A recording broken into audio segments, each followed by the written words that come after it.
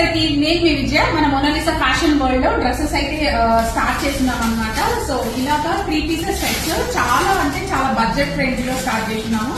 మీరు చూసి నిజంగా చాలా బాగున్నాయని అనుకుంటారు. సో 3 పీసెస్ సెట్స్ అనమాట. సో 3 పీసెస్ సెట్స్ ఇలా అనేది.